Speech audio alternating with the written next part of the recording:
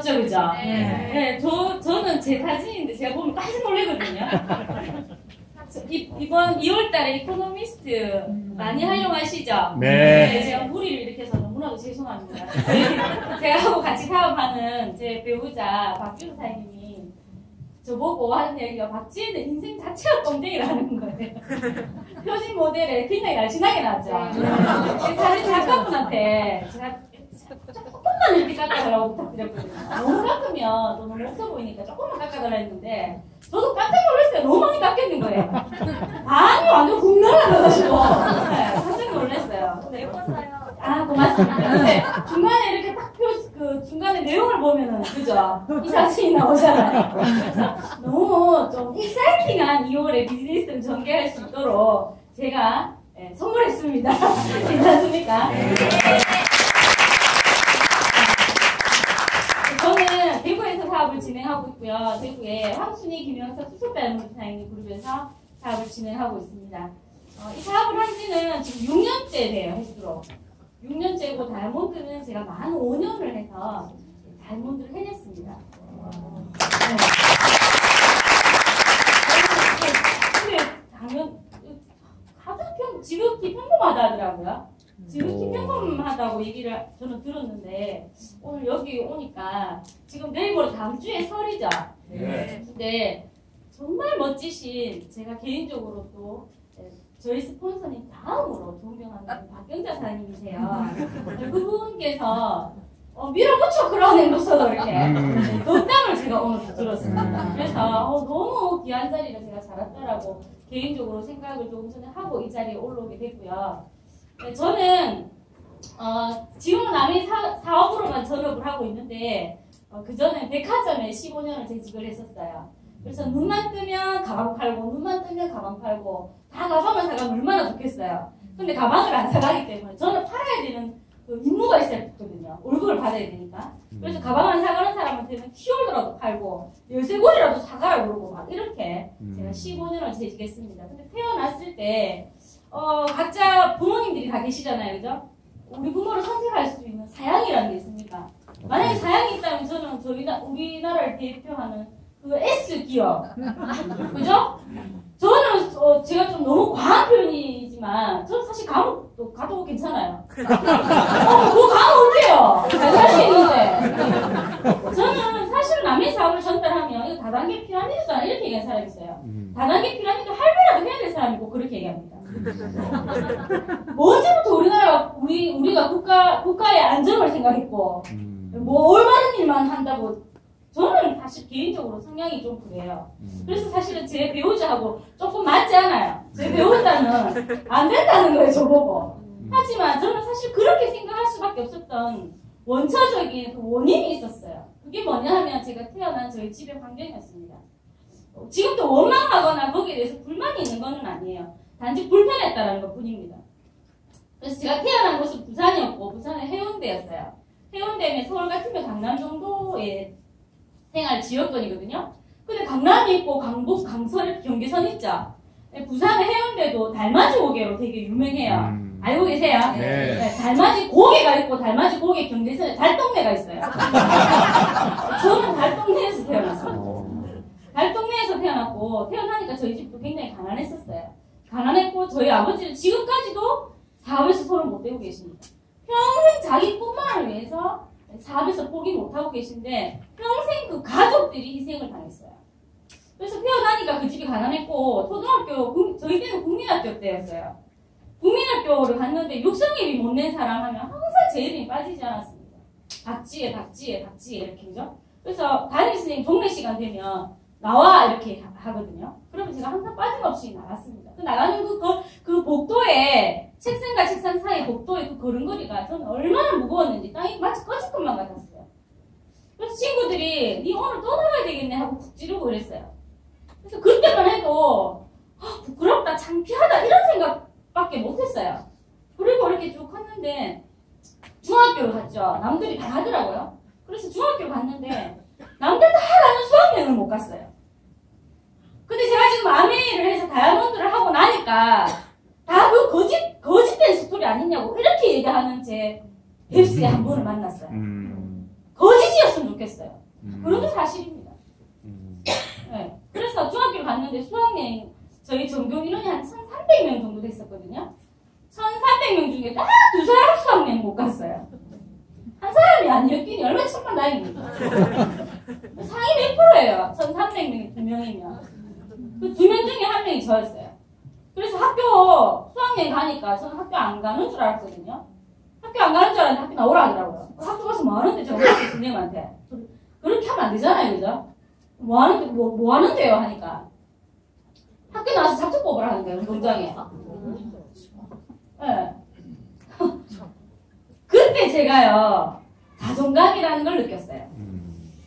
아메이 사업하면서 혹시 내가 알린 사람, 나와 함께 하는 초기 사업자들, 아메이 자존심 상해서 못하겠다, 이런 얘기, 서울에는 그런 분 안 계시죠? 있어요. 아, 진짜요? 사람 사는 곳은 똑같네요. 대구에도 2%가 있어요, 2%. 그런데, 자존감을 지키려면 자존심을 버려야 돼요. 자존심 버리면 자존감은 망가지게 돼 있습니다. 그때 제가 중학교 때 느껴진 게, 제 자존감이 이렇게 어느 위치에 이렇게 있는 그 자리에 자존감이 이렇게 몸 바깥으로 낯설어진 거예요. 그거를 다른 사람 보기 전에 빨리 주워서 제자리에 넣고 싶었는데, 그 떨어진 자존감을 계속 누군가가 제가 잡아서 넣을 수 있는 시간을 채 구하지도 못한 채 밟고 계속 지나가는 느낌이었어요. 그래서 그때 놓쳐진 그 자존감을 제가 사회생활을 하는 데까지 제가 잡아내지 못했어요. 아, 이게 자존감이구나. 라는 걸 느꼈어요. 돈이 없어. 맞아요. 돈이 세상의 전부는 아닙니다. 그런데 돈이 무엇인가를 할 수 있는 기초적인 기반이 될 수는 있습니다. 그래서 제가 돈이 다가 막 이런 사람이 있어요. 돈 다 아니죠. 그래서 수학여행도 못 가고 자존감이라는 건 이렇구나. 돈이 없으면요 불편합니다. 불편한 것으로 끝나면 그냥 불편하게 살면 돼요. 그런데 돈이 없으면 불편하고 불편함은 내가 가지고 있는 자존감도 제로로 만들게 하는 게 돈입니다. 그때 이거는 아니구나라는 걸 제가 느꼈어요. 그렇게 쭉 자라왔고 저도 이제 대학을 가야 제가 고등학교로 여성을 갔거든요. 다른 지역 가면 그 학교 이름 얘기해도 몰라요. 근데 부산에는 가면 흔히 알고 얘기하면 흔히 이야기하는 잘 노는 애들만 다 모아놓은 학교 있죠. 그 학교를 제가 갔어요. 그래서 우리 아메이 사업도 막 열정적으로 막 전부 다 하는 분위기면은 안 하고 있던 저도 어때요? 갑자기 dom치게 두고 막 따라 나가잖아요. 근데 다 노는 분위기니까 이거 딱 제 체질인 거예요. 같이 뭐 정말 신나게 놀았어요. 그래서 그 여상에서 제가 인기로 학생 이적을 했다는 거 아닙니까? 네, 그렇게 해서 저는 대학 가고 싶은 마음도 없었고 근데 이제 사실은 마음이 없었다기보다 실력이 안 되니까 제가 갈 학교가 없다라고 제 스스로 생각했었어요. 그런데 또 저희 친정아버지도 부산대학교 갈까 아니면은 그건 대학도 아니라고 생각하지 말라는 거예요. 근데 지금 생각해보니까 저희 아버지가 왜 그렇게 얘기했는지, 왜 얘기했냐면 당신이 보내줄 수 있는 능력이 아니었던 겁니다. 그래서 저는 부산대학교로 갈 수 있는 능력이 1%도 없었거든요. 그래서 그렇게 얘기하신 거예요. 그래서 딱 그렇게 얘기하시니까 전문대학이라도 가고 싶은 거예요. 그래서 제가 갈 수 있는 학교를 찾아서 보내달라고 했더니 안 된다 하는 거예요. 그래서 입학금만 먼저 해주면 졸업할 때까지 등록금하고 내가 다 마련해서 졸업하겠다고 얘기했어요. 그래서 저희 친정 어른들이 그렇게 약속 잘 지키시는 분이 저는 그때 처음이자 마지막으로 제가 체험을 했습니다. 입학금만 주고 뭐 없어요. 짠 없어요. 네, 그래서 제가 입학 서류 다 넣고 등록금 그 입학금도 어떻게 해서 냈냐면요. 저희 집에는 돈이 없어가지고 저희 할머니가 끼고 있는 다이아몬드 반지가 있었어요. 할머니한테는 하나밖에 없는 딸이고 저한테는 고모였어요. 그 형제 중에 유독 밥 먹고 사는 사람이 그 고모 딱 한 사람이었습니다. 고모 한 사람이었는데 엄마가 평생 고생해서 엄마한테 그 다이아몬드 반지를 그 딸이 선물해 준 거예요. 그런데 저는 학교 가야 되잖아요. 그래서 그 할머니를 찾아가서 부산에 서면 가면 나이트클럽들 이렇게 집중 골목이 있거든요. 거기 가면 전당포도 많아요. 제피고 또 춤추러 가야 되니까. 그 전당포에 가서 그 다이아몬드 반지를 접혀서 지금까지 못 찾고 있습니다.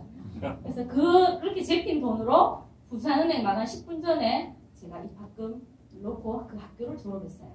그리고 그 학교를 입학하면서 2년제 대학이라고 사실은 이렇게 무시하는 분도 가끔 계시던데, 그래도 거기도 간판 입구에 보면 유니버시티 적혀 있어요. 대학이잖아요.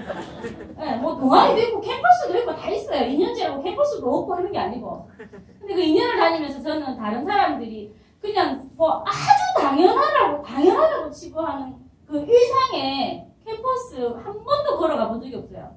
캠퍼스에서 도시락 먹어본 적 없습니다. 친구들하고 학교 안에 매점에서 밥 먹어본 적이 없어요. 그럼 뭐 했느냐고.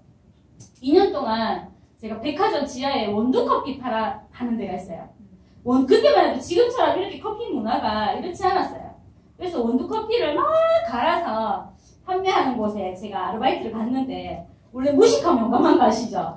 저는 그 커피 매장에 일을 하러 간 목적이 있죠.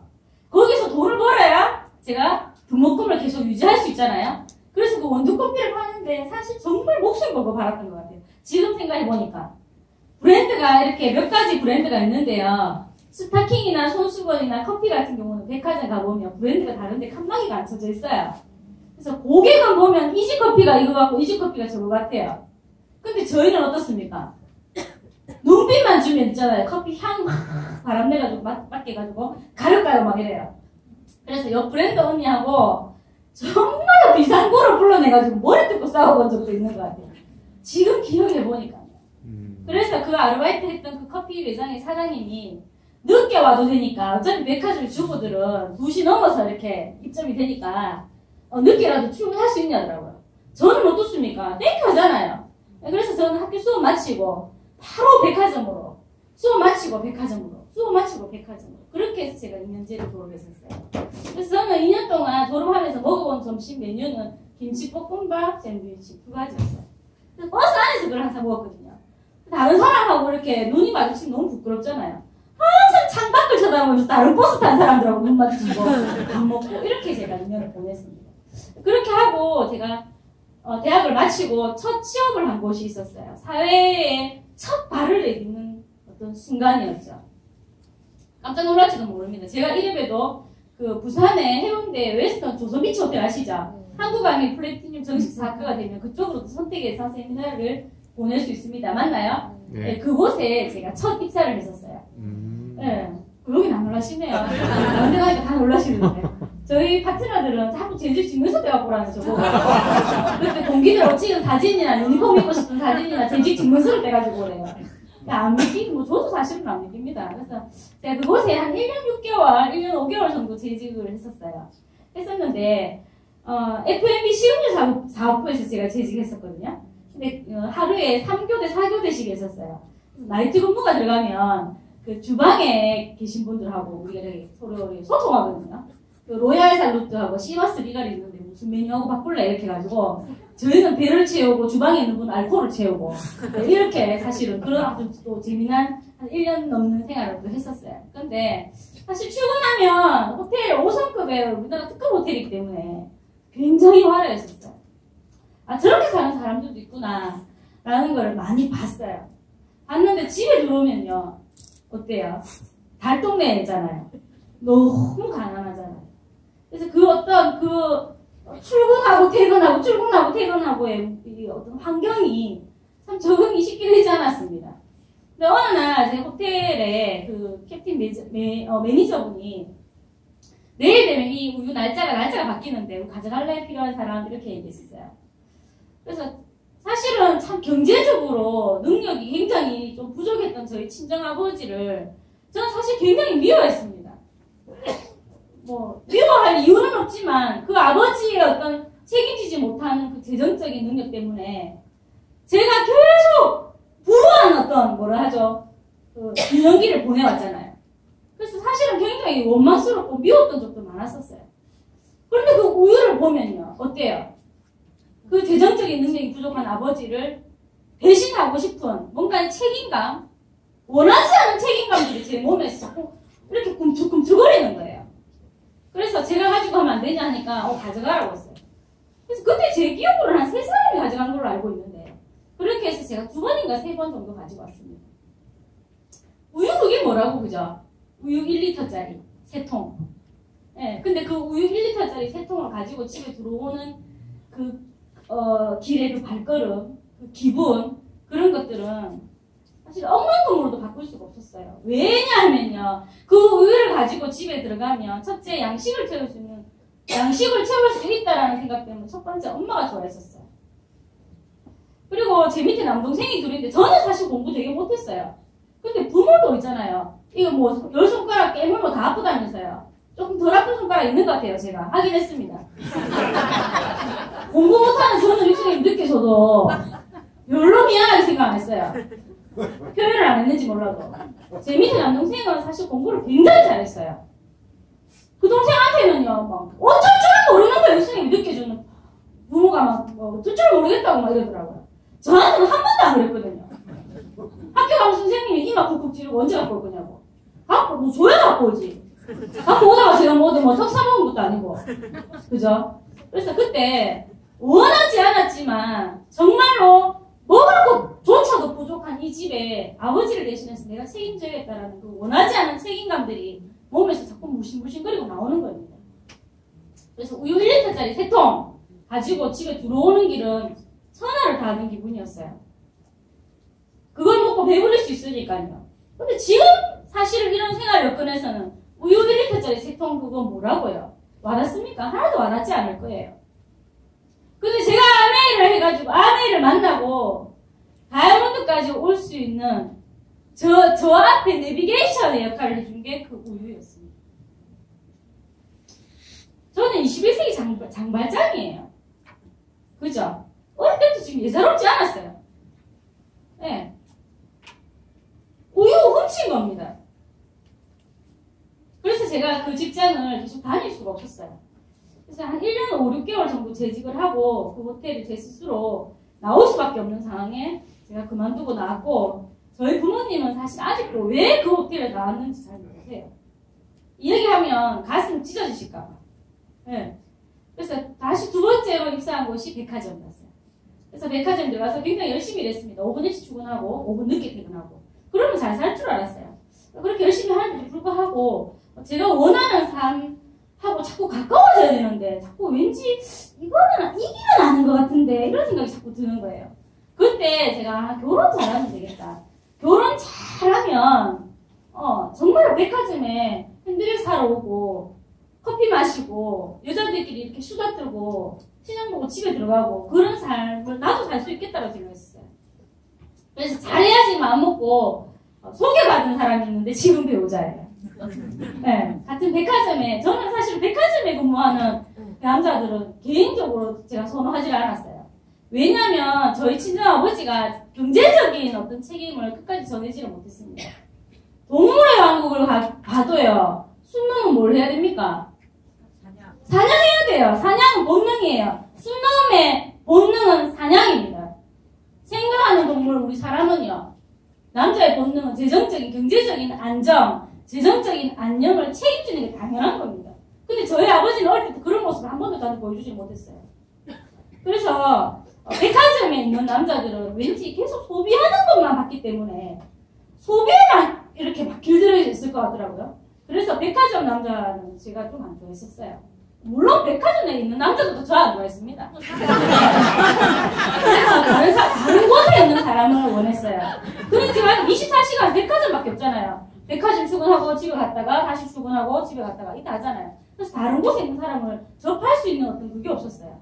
그래서 제가 같은 백화점에 있는 동료, 의류에 있는 매니저 언니가 있는데 결혼할 건데 자기 남편 될 사람의 친구가 친한데 동경에서 학교를 왔는데 도쿄에서 나온 지 한 몇 달 안 됐다는 거예요. 이번 주말에 내려올 건데 같이 내려오라 할까? 우리 맥주 한잔 같이 할래? 이러는 거예요. 제가 그때 확 땡기더라니까요. 사람도 안 봐도 되겠다 싶더라고요. 학교를 동경에서 나온 거 만나니까 맞대요. 더 이상 볼 것도 없는 거예요. 그래서 보자고 해서 제가 만나러 나갔죠. 처음 딱 만나는 정말 연락 없는 일본 사람같이 생겼었어요. 그래서 데이트를 몇 번 하는데 어느 날 막 조토마티 묻었어요. 막 이렇게 일본말로 하는데 그때 그 사람들이 후광이 쫙 비치는 거예요. 왜 우리 10년 되면 어디 잘 봐달라고 가는 데 있죠? 거기 가면 동쪽에 귀인 나타난다잖아요. 진짜 동쪽에 귀인처럼 후광이 쫙 비치는 거예요. 제 인생을 다 책임질 것 같은 그런 어떤 느낌이 들었어요. 그래서 바로 저 사람이야 이런 생각이 들면서 계속 가정의 형제는 어떤 너, 부모는 어떤 스타일이고 어떻게 살아왔노 이렇게 술 한잔 하면서 빵 같이 먹으면서 영화 보면서 서로 그런 이야기를 하다가 지극히 평범한 집안에 둘째 아들이더라고요. 두 형제가 있는데 그래서 결혼을 해야겠다고 마음먹고 그 사람하고 결혼을 했었어요. 근데 결혼을 해야 되면 우리가 집이 있어야 되잖아요. 집 구할 돈 있나 하니까 집 구할 돈이 없대요. 전부 다 들었는데 또 집 구할 돈이 왜 없노 하니까 자기 아들이 둘인데 본가의 어른이 큰아들도 결혼할 때 아파트 전세값 하나 해줬고 작은 아들도 아파트 전세값 해놓은 게 다인데 사업 자금으로 다 갖다 쓰는 거예요. 자기는 초등 때부터 남의 집에 직장 생활하고 돈 번다는 거는 아니라는 걸 알았기 때문에 자영업을 몇 번 해봤더라고요. 그래서 자기 엄마한테 이렇게 나는 아파트 두 채도 사가져가겠다고 무슨 전세냐고 그 돈을 다 해서 갖다 썼어요. 그러면서 저보고 눈빛이 그럼 니는 왜 없는데 이런 표정으로 이렇게 쳐다보더라고요. 저는 저희 집이 너무 가난해가지고 벌면은 한 달에 먹고 써야 되는 차비하고 식품값만 빼고 집에 다 갖다 줬어요. 어떻게 보면 제가 결혼을 해야 되겠다고 마음먹은 게 그 생활이 너무너무 끝도 안 보였고 신물이 났어요. 그래서 뭐 둘 다 그래 됐다 뭐 같이 열심히 살면 되지 보니까 게으르지는 않겠네. 책임감도 있고 그렇게 해서 저희가 대구에서 300에 사거세 10만원으로 결혼 생활을 했어요. 딱 앉아갖고 청소 어떻게 하면 되는 줄 알아요? 앉아서 왼팔로 한 번 일을 하고 오른팔로 한 번 하면 뒤통수 끝이에요. 그때 행복했습니다. 안 먹고 안 입고 무조건 아끼고 살았어요. 집에 들어와서 뭐 사고 싶은 거 있잖아요. 돈 세보면 돼요. 먹고 싶은 거 있잖아요. 돈 세보면 됩니다. 먹고 싶은 거 싹 사라져요. 사고 싶은 코트요. 돈 한 번 세보면 싹 사라집니다. 그렇게 해서 장롱에 돈을 모았어요. 22세기에 이 젊은 사람이 은행에도 돈을 안 넣고 은행 그 대표가 제 돈 가져갈까봐 집에 장롱에 돈을 모으고 네, 그렇게 했었어요. 그렇게 하다가 저희 신랑이 일본 도쿄에 일본계 기업이 있었거든요. 근데 대구가 섬유도시잖아요. 섬유 원단 쪽으로 중소기업에 스카웃돼서 들어왔었어요. 그리고 저를 만난 거예요. 그런데 그 중소기업이 영원히 잘 나갈 줄 알았습니다. 법인카드도 저희가 두고 있었어요. 저희 시댁의 위생장갑도 그 법인카드로 샀어요. 제가 들고 다니는 핸드백도 법인카드로 샀어요. 그래서 제 배우자가 그래서 그 회사가 망했대요. 왜 망했다는 거예요. 그래서 어느 날 그 회사가 없어졌어요. 도산이 돼버렸어요. 갈 데가 없잖아요. 우리 현실점검 이런 비즈니스 속에서 많이 들었죠. 그런데 그 일이 그냥 아내 이야기를 하기 위한 그 사전에 있는 얘기 같지 않습니까? 근데 그런 일들이 일어난다니까요. 일어날지도 몰라요. 그래서 나갈 회사가 없어졌어요. 서울에는 대기업도 많잖아요. 그죠? 근데 대구에는 대기업이 없어요. 대구는 그야말로 소비도시입니다. 기업이 없어요. 그래서 저희 신랑이 가지고 있는 그 스펙이 굉장히 어중간해요. 문틈새 낀게 있는 스펙이에요. 그래서 제가 결혼하고 나서 저는 동경대학을 나온 줄 알았거든요. 동경대학이 아니래요. 그럼 어디 나왔노 하니까 도쿄에 있는 대학을 나왔다는 거예요. 인도쿄 알죠? 자기는 한 번도 그렇게 얘기해본 적이 없대요. 자기는 인생 자체가 거짓말하는 인생 싫어하기 때문에 이야기한 적이 없는데 저한테 소개해준 그 언니가 앞뒤 다 자르고 동경대학을 나왔다는 거예요. 사람은요 듣고 싶은 것만 듣고 보고 싶은 것만 봅니다. 맞죠? 절대로 자기는 그렇게 얘기한 적 없다고 어디가 절대 그렇게 얘기 말하는 거예요. 치를 떠는 거예요. 지금 어디 가면요 자기는 누가 물어봤습니까? 그죠?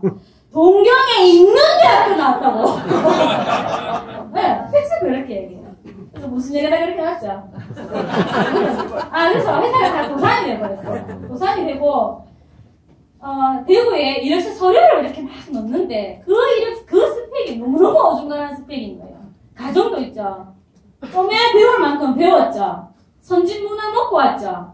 너무 어중간하잖아요. 아니면 하버드 대학 정도 확 나와버리는 것도 괜찮은데. 그것도 아니고. 그래서 받아주는 회사가 없었어요. 그래서 어때요? 받아주는 거 갈 데가 없으니까 갈 곳을 자기 스스로 딱 차려보더라고요. 그래서 무역 오파상을 저희가 했었어요. 그때 저보고 이러는 거예요. 야, 이제 박지혜 사장이라고. 사모님 소리 들을 나밖에 없다. 그리고 돈 막 이제 막 잘 세야 되니까 본세는 연습을 하라는 거예요. 본세는 연습 안 해도 돈 잘 세니까 마이가 보라고. 6개월이 가도 10달이 가도 1년이 가도 집에 생활비 10원도 안 갖고 오는 거예요. 그때요 저희가 사랑하는 사이가 알고 전생에 원수지간이구나 그때 느꼈어요. 눈만 딱 마주치면요 와 싸워도 그렇게 싸울 수가 없어요. 정말로 피를 보는 전쟁이 됐습니까? 정말로 극한 싸움이 그때부터 벌어지는 거예요. 이거는 부부가 아니었어요. 네, 그때 제가 다니고 있던 그 백화점 직장 동료로부터 아내를 전달받았어요. 이렇게 서울로 올라오는 열차 안에서 들었어요. 저는 열차를 개인적으로 해서 굉장히 좋아합니다. 제 인생을 바꿀 수 있는 터닝포인트 계기가 열차가 맞죠? 네, 열차가 제 스폰서이기도 합니다. 네, 그래서 제가 백화점에 있었잖아요. 1년에 4번 그 계절 바뀌는 분기가 되면 신제품 나오는 품평회를 서울로 와요.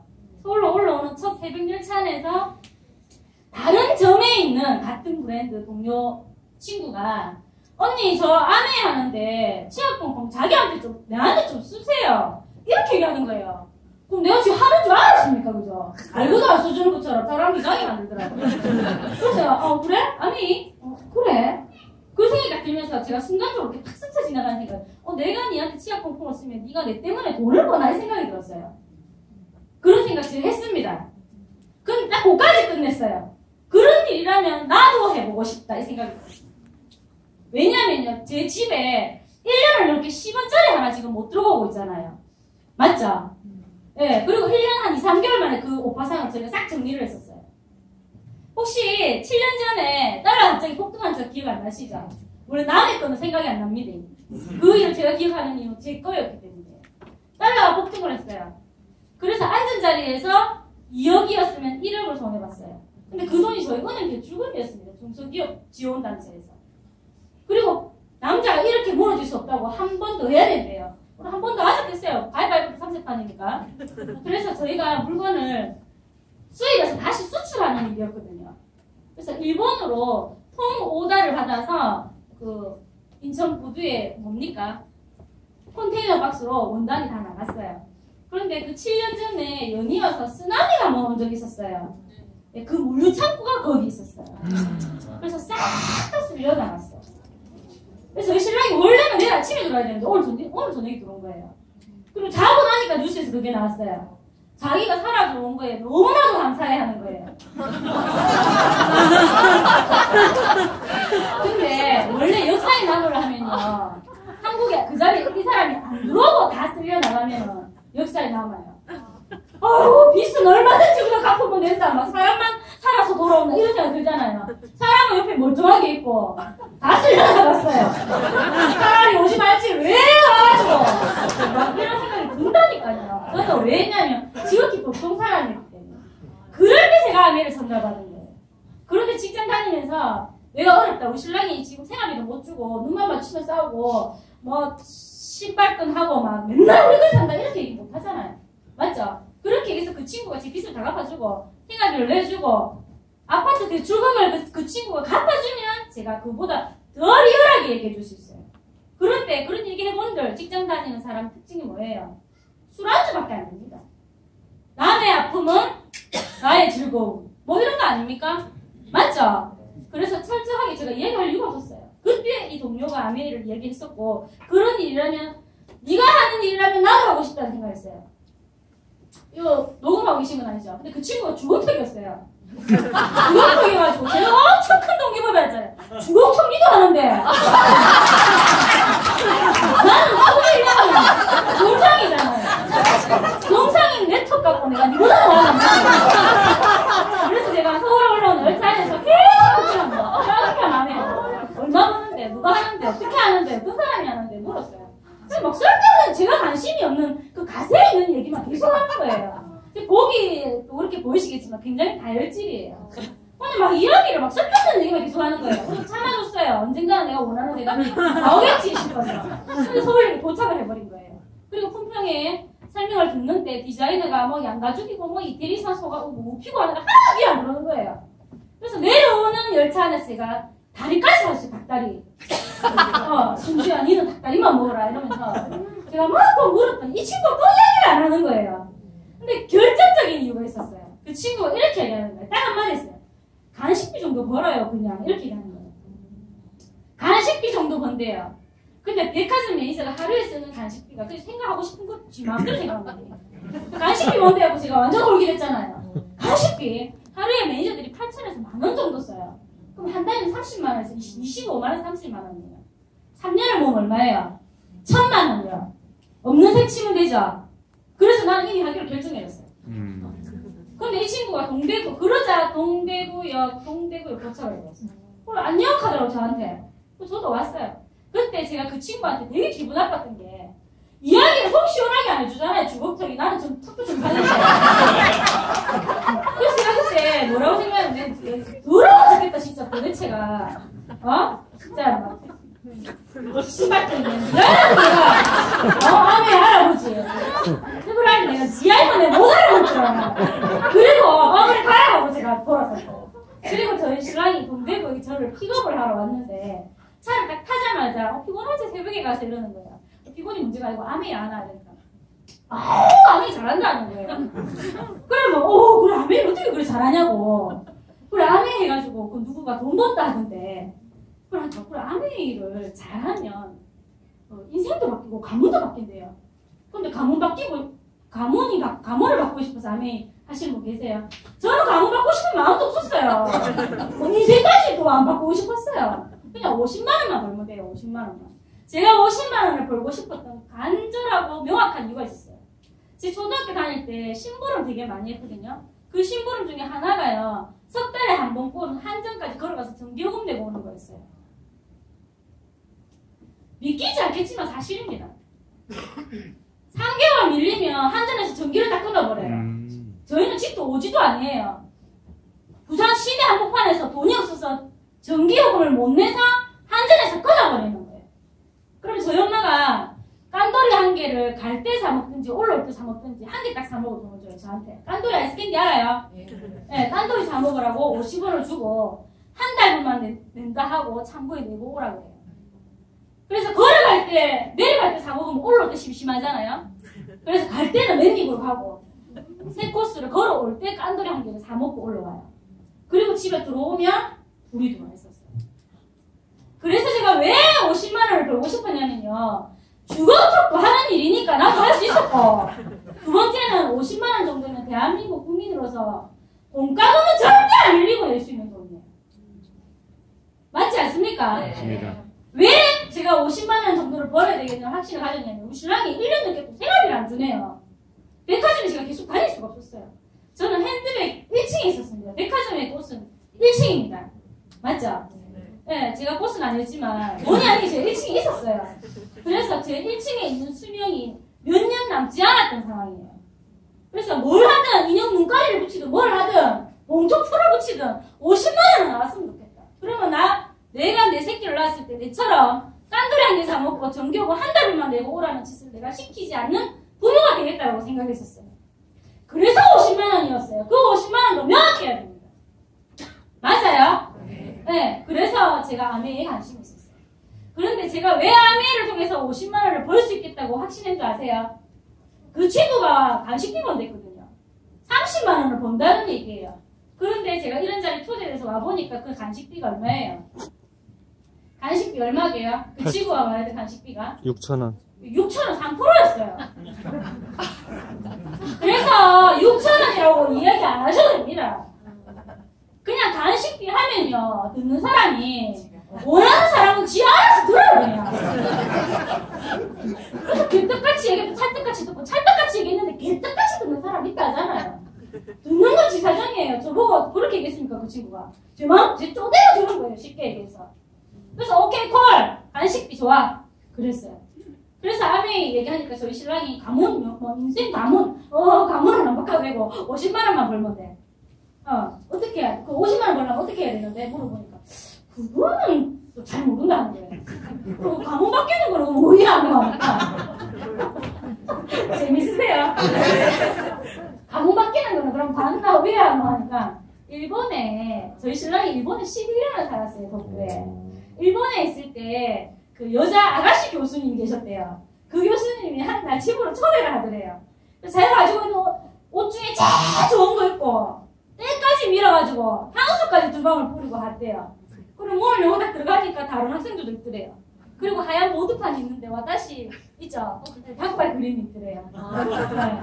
그리고 몇 번 초대돼서 갔는데 그때는 언어도 자기가 서툴렀고 하루에 4군데 아르바이트를 하고 있어서 아미를 더 이상 알아볼 수 있는 순탄하게 할 수 있는 어떤 시간적인 그게 안 되셨다더라고요. 그런데 아메이를 통해서 잘하면 인생이 바뀌는 걸 봤다는 거예요. 네. 그래서 그때도 제가 인생 바뀌는 거 원하지 않았었거든요. 그래서 인생은 모르겠고 당신은 오케이 그러면 됐어. 아메이를 당신은 내일부터 한번 알아보라. 나는 내일부터 백화점 가서 치약 쿠폰 팔 테니까 당신은 아메이 한번 알아보라고 했어. 그래서 각자 역할 분담 딱 나눴죠. 네, 그 주걱턱이 하니까 이 마음이 급한 거예요. 주걱턱이 막 다 팔면 안 되잖아요. 저는 하는 일인 줄 알았거든요. 그래서 이거 주걱턱 때문에 큰일 나는 게 주걱턱이 제가 아주 큰 놈인 거예요. 이러면 주걱턱하고 저하고는 계속 끊임없는 인연입니다. 그래서 알아보라 하고 저는 치약 쿠폰을 팔아야 되겠다 이렇게 생각한 거예요. 그래서 제가 저한테 아미는 그렇게 시작됐습니다. 그런데 어때요? 아미를 알아보니까 아는 사람이 저한테는 없어요. 근데 학원부서 때문에 그런 거 있죠. 개똥도 약에 쓰려면 있다 없다? 없다. 근데 우리는 알리면 시누이가 하고 동생이 하고 친구가 하고 제일 친한 절친이 하고 사돈이 하고 다 하잖아요. 맞죠? 근데 저희한테는 아미하는 사람이 없었어요. 그런데 제가 주걱턱한테는 묻기 싫었어요. 이미 기분이 나빴어요. 제가 상냥하게 안 가르쳐줘서. 네. 그래서 알아보는 대로 알아보는데 없었어요. 한 70명 정도에게 저희 신랑이 알아봤던 것 같아요. 없었어요. 그리고 그때 저희가 정리되지 않은 오파상 사무실에 있었어요. 직원들은 다 나오고 1인 CEO 저희 신랑 혼자 있었어요.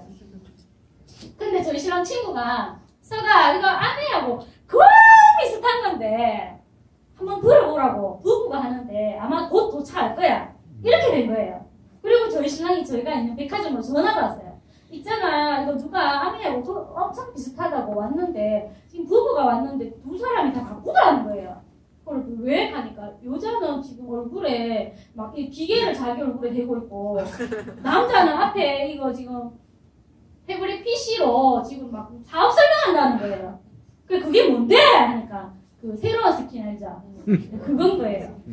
그래서 제가 굉장히 좀 고급지게 표현하면 심플합니다. 그리고 토속적으로 표현하면 단순합니다. 그래서 우리 올림픽 경기 때도 동메달 기억하는 선수 있어요? 금메달 기억합니다. 맞죠? 그것도 3위가 필요 없어요.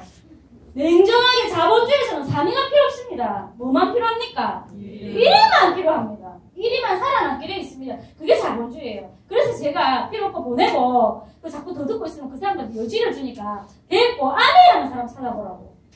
어차피 그것도 다단계 이것도 다단계 한다는 1등 하고 싶다. 이 생각이 들었어요. 그때는 아무것도 몰랐으니까. 그리고 제가 그렇게밖에 생각할 수밖에 없었던 이유가 또 있었어요. 제가 백화점에 15년 재직했잖아요. 맞죠? 샤넬은 영원한 샤넬입니다. 맞습니까? 네. 루이비통은 영원한 루이비통입니다. 맞아요? 그런데 가파치, 피에르 가르테 있죠? 저끼리 싸우고 박 터지고 난리 나요. 저는 라이센스 브랜드 있었어요. 닥스요. 닥스의 유일한 경쟁업체는 MCM 루이카토지예요. 새 브랜드가 보면 으르렁거려요. 동물하는 것 같아요. 새 브랜드 매니저들은 보면 으르렁거리고요. 그 밑에서 저끼리 막 띠껏 싸우고 막 흔들고 앉았어요. 그거 뭐냐면 피에르 가르테 가파치. 그 우리 신랑은 싸우든가 말든가. 저희가 고객이 들어오잖아요. 가파치 브랜드라고 절대 비교 안 해요. 안 합니다. 가파치 얘기 하잖아요, 고객이. 가파치도 비슷하게 나왔던데요. 근데 가격이 싸던데 이렇게 얘기해요. 그러면 저희가 어떻게 하죠, 아세요? 왜 그러면 괜찮으니까 다시 가파치 가시라고. 저희 이렇게 얘기했어요. 신경도 안 씁니다. 근데 가파치는 한 명의 고객이 들어오면 뭐라는 줄 아세요? 닥스하고 루이카토즈하고 다 비슷한데 가격만 거기는 거품이 있어갖고 우리는 싸다고. 이렇게 비교를 해요. 그래서 매니저를 하고 싶으면 가파치 브랜드 매니저 하고 싶겠어요? 닥스 하고 싶겠어요? 닥스. 왜요? 브랜드 인지가 많기 때문에. 그래서 저는 위 필요 없고 1위 하고 싶었어요. 그 길로 저희가 나선 게 없잖아요. 대구 AP를 찾아왔어요. 저희 부부가. 캐시아 있죠? 우리 아내 하고 싶은데 어떻게 하면 캐시아가 물었어요. 캐시아가 혼자 번호가 있어야 되는데 뭔데요? 그러니까 저희 신랑이 아, 그런 게 있다는 거지, 잠깐만. 이걸 뭔데요? 얘기해보세요. 스폰서 이 번호가 있어요, 제가 할 수 있대요. 그러면 저희는 없어요. 없다고. 제가 취업 좀 받은 게 있는데 없다고 하니까. 그러면 어느 동네 사시는데요. 어디 산다니까. 거기에 있는 분을 소개해준대요. 그때 저희 신랑이 저를 딱 브레이크 잡은 거예요. 아, 그러면 됐다고. 네. 일단은 가서 더 알아보고, 그래도 없으면 소개받으면 되잖아요. 소개는 언제든지 받을 수 있으니까. 내가 잘 모르는데, 일본에 있을 때 느낀 건데, 어느 팀에 들어가서 누구하고 하는지가 네트워크 사고 정말 중요하다 하더라. 일단은 지혜야, 워워, 돌아가자. 들어보니까 맞잖아요. 합리적인 얘기잖아요. 저는 막 장군처럼 막, 돌격! 막 이러고. 그죠? 들어보니까 또 우리가 또 듣거든요. 듣는 건 들어요. 들어보니 맞잖아요. 그래, 일단 알았다. 그래, 왔어요. 와서 만나게 된 분이 황순이 김영수 사장님. 우연을 가장한 필연 맞습니까? 네. 우연을 가장한 필연이에요. 어쩌면 필연을 가장한 우연일지도 몰라요. 지금 막 저는 얼굴에 소유름이 잡히거든요. 제가 이런 날이 오리라고는 상상치도 못했습니다. 그렇게 저희가 저희 스폰서님하고 인연이 돼서 만났고요. 아, 지금 생각해보니까 7개월 정도, 7, 8개월 정도로 강의만 계속 들었어요. 그때 저희 신랑은 딱히 오파상이라는 사무실은 있었지만 정리하고 있는 상황이었고 특별한 일이 없었어요. 그래서 오케이! 당신이 전업해. 제가 백화점에 15년을 재직했기 때문에 연봉이 한 4,000에서 4,500, 4,500? 해군 공제하고 그 정도로 왔다 갔다 했었어요. 서울에는 모르겠는데 저 경상도 쪽으로 내려가면 여자 볼 수입이 적은 수입이 아니었어요. 그때 저희 상황이 내 인생 첫 집, 생애 첫 집, 집도 하나 있었고요. 중소기업 지원기술센터에서 대출받아서 2억 3,600이라는 빚도 남아있었고요. 어떻게 할 수 있는 상황이 아니었어요. 그래서 제가 백화점을 그만둘 수가 없잖아요. 그러니까 이 돈으로 반드시 써야져야 하는 곳이 있는, 목적이 있는 돈이 되니까 제가 백화점에 너무 나가기 싫은 거예요. 5일장에 어디 개 끌려나가는 기분으로 나갔어요. 죽이고 싶은데, 남편을. 예. 네. 그때 제가 아내를 만나게 됐고 전업을 해보라고 했어요. 그리고 내가 나오는 이 백화점 수입으로 빚도 갚아 나가야 되고 아파트 관리비도 내야 되니까 이렇게 한번 해보자. 1년! 당신에게 기회를 1년 주겠다. 들어보니까 파운더스 플래티넘 연봉 5천이 돼요. 네, 그래서 1년의 시간을 주겠다고. 그때 동안 내가 버는 수입으로 이렇게도 해야 되나 저것도 해야 되나라는 얘기를 단 한 번도 안 하겠다. 당신한테 안에 있으면 1년이라고 했어요. 그래서 본인도 콜! 하더라고요. 그래도 또 공장을 소장을 했죠. 희망이 있으니까. 네, 그렇게 해서 한 8개월을요. 저는 백화점 퇴근하고 유니폼 갈아입고 막 오면요. EP 오면은 강의 10분 남고 5분 남고 어쨌든 엑스도 끝나고 계단을 내려와요. 그런데 사장님 마지막 마치는 그 5분 다른 분들이 하는 그 스피치 계단으로 올라가면서 제 귀에 웅웅거리면서 들려요. 그런 스피치만으로 사장님들의 가슴이 움직여 본 적 있습니까? 그 OM! 내 마지막 남은 3분, 5분이 내 심장을 로크하고 내 눈에 눈물이 맺혔던 적 있습니까? 저는 그랬습니다. 그래서 백화점을 퇴근하고 미친 듯이 갔었어요. 네. 거기서 다른 사람이 하는 스피치 동기부여 받았고요. 마지막에 6명의 친구와 함께하는 다이아몬드 월 1,000만 원 자식 대대로 상속된다는 이야기가 제 심장이 움직였습니다. 사장님, 월 1,000만 원이 자식 대대로 나온다는 다이아몬드 어떠세요? 6명의 친구와 평생 함께하면 된답니다. 월 1,000만 원이요. 월 1,000만 원이요. 어떠세요? 적습니까? 월 1,000만 원이 자식 대대로 나온대요. 제가 첫 오행장에서요. 미팅을 마치고 집에 들어와서 적은 게 있습니다. 뭔 줄 아세요? 나를 기준으로 6개의 동그라미를 그렸습니다. 동그라미를 다 채워나가는데 5번째까지는 이름이 쥐어짜니까 나오더라고요. 6번째 동그라미는 채워지지 않았어요. 비오로차니 왠지 다이아몬드가 안 될 것 같아요. 찝찝하잖아요. 그래서 그 6번째에 제가 누구를 적을게요? 하나님이라고 했어요. 부처님도 부처님인데, 그죠? 제가 부처는 이제 두 글자야. 세 글자가 돼야 될 것 같아요. 그래서 제가 하나님을 얻어봤어요. 그리고 5년이 지나서 다이아몬드가 된 겁니다. 8개월 미팅만 계속 들었어요. 제 스폰서님이 잘한다 이렇게 하셨어요. 백화점에서 15%의 소비자를 모았어요. 백화점 오픈하기 전에 아침 미팅 끝나면 매대하죠, 매대. 싸게 파는 매대. 매대 밑에 가서 저희 스폰서가 예를 아가씨들은 하면 안 된다, 지혜야. 생필품을 소비하는 지갑에서 생필품을 사는데 돈을 끄집어내는 주부를 해야 된다, 이러는 거예요. 맞다 이 생각이 드는 거예요. 왜 주부들이 어디 있어요? 보통 매대에 아르바이트 잘 나오시거든요. 그러면 글로 가는 거예요. 금박지 씌워가지고 비타민 흔들고 챙겨서. 네, 매대 밑에서 내려와. 전화기 후레쉬 켜서 비벼서 흔들어서 보여주고. 주문요 없었어요. 근데 그걸 하는 행위가 그거를 하도 된다 하더라고요. 제 스폰서가 하고 주문받고 회원받고 레그 만들고 요래 해야 된다 소리는 안 했어요. 그러면 어떻게 했냐면 이 행위를 하면 된대요. 한 달에 몇 번, 15번 이상이요. 그래서 저는 아무도 주문도 안 해도 너무너무 기뻤어요. 했잖아요. 15번 중에 한 번, 2번, 3번, 6번, 10번 채워나가잖아요. 그러면서 15% 회원들이 모아지고 가니까요. 그런데 어느 날 김영수 사장님이 소주 한잔 하시는 거 제일 좋아하세요. 세상에서 제일 맑고 고운 소리. 이 소리가. 그리고 저희 신랑이 제일 좋아하는 소리가 있대요. 저는 몰랐어요. 얼마 전에 알았습니다. 깜짝 놀랐어요. 이 소리라고요. 소주 부을 때 그 소리 나요.